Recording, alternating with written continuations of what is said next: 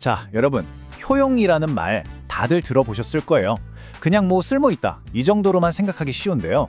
근데요, 오늘 이 단어 하나가 철학과 경제학이라는 완전 다른 두 세계를 어떻게 넘나드는지, 그 속에 얼마나 깊고 재미있는 이야기가 숨어 있는지 한번 제대로 파헤쳐보려고 합니다. 자, 그럼 바로 시작해볼까요?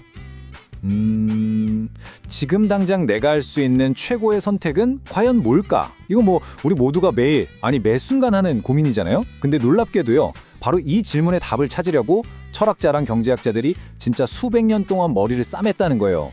과연 그들이 어떤 답을 내놨을지 궁금하지 않으세요? 좋습니다. 그럼 먼저 철학의 세계부터 한번 들여다볼까요? 여기서 우리는 공리주의라고 하는, 어찌 보면 세상을 뒤흔든 아주 거대한 아이디어 하나를 만나게 될 겁니다. 공리주의의 핵심 원칙은요, 생각보다 아주 간단해요. 바로 최대 다수의 최대 행복.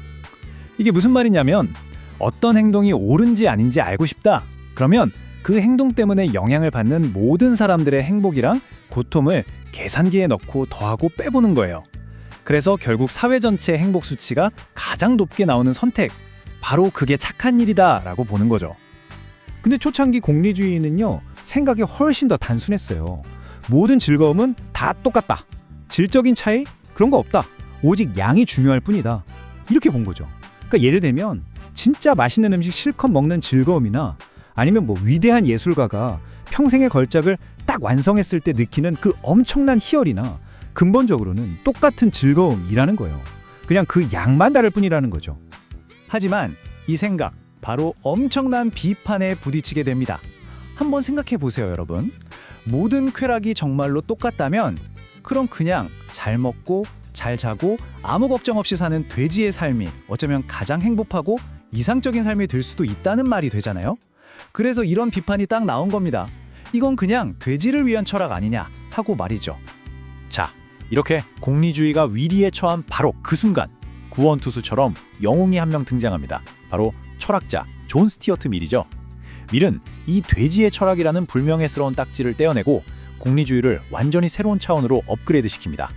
밀의 첫 번째 업그레이드는 정말 획기적이었어요. 바로 쾌락에도 레벨이 있다고 선언한 거거든요. 시를 읽거나 깊은 토론을 나누는 그런 정신적인 쾌락은 고급 쾌락이고, 그냥 배부르게 먹는 것 같은 육체적인 쾌락은 저급 쾌락이다. 이렇게 딱 나눈 거죠. 그 유명한 말 있잖아요. 배부른 돼지가 되느니 차라리 배고픈 인간이 되겠다. 이 말이 바로 여기서 나온 겁니다. 이걸로 인간의 존엄성을 다시 찾아준 셈이죠. 그리고 밀의 두 번째 혁신은요, 우리의 시선을 바깥에서 안으로, 바로 우리 마음속으로 돌리게 만들었다는 점이에요. 밀은 이렇게 말했어요. 우리가 왜 착하게 살려고 할까?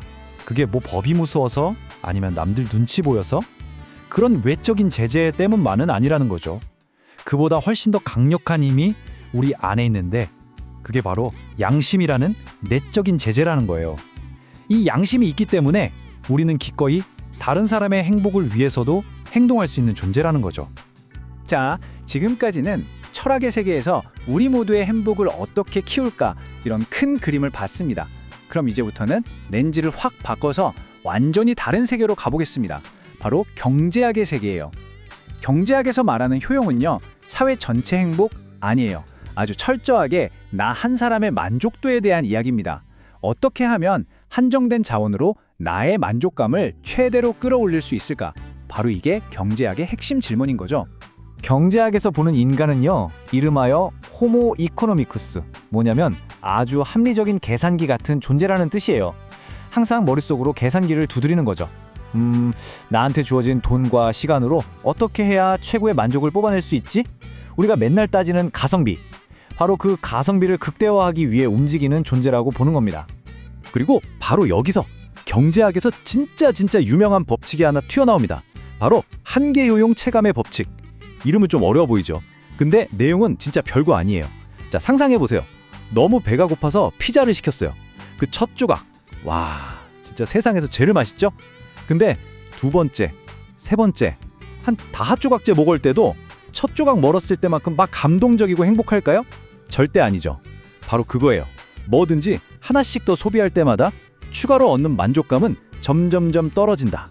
이게 바로 한계외용 체감의 법칙입니다.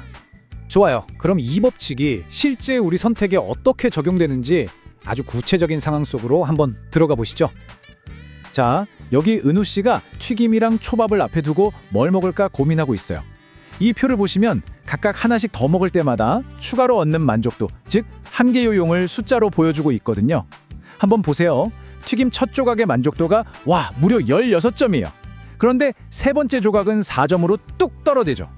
초밥도 마찬가지고요. 한계 요용이 확 줄어드는 게 그냥 눈에 보이죠? 자, 그럼 문제입니다. 은우 씨에게 주어진 돈은 딱 5,000원.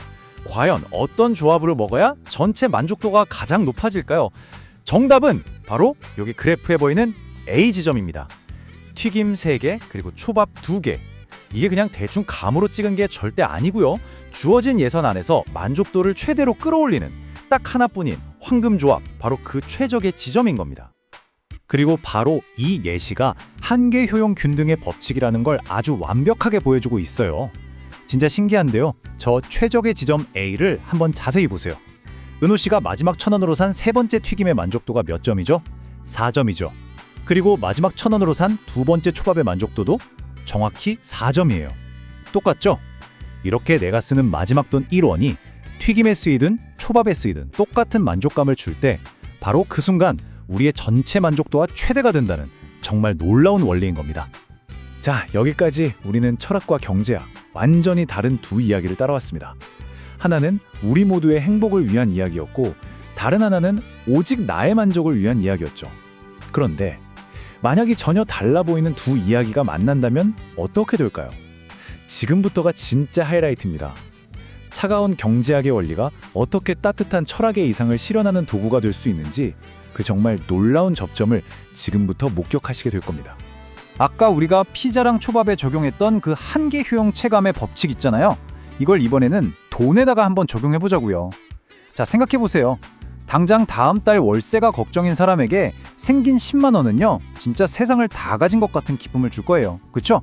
근데 수백억 자산가에게 10만 원은 글쎄요, 통장에 찍힌 숫자 하나가 살짝 바뀌는 정도겠죠.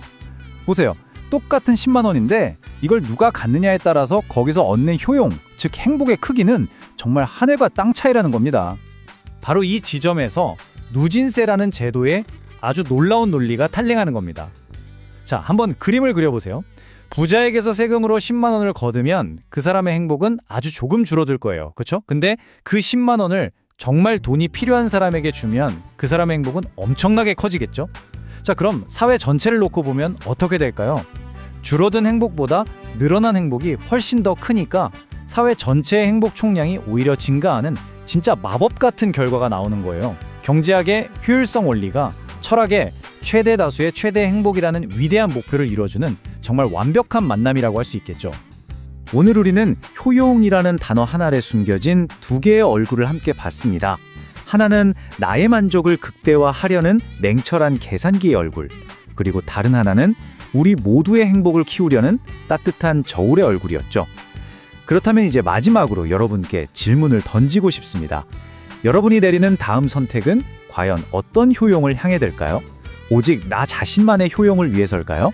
아니면 우리 모두의 더 큰 행복을 위해서일까요? 그 답은 바로 여러분의 선택에 달려 있습니다.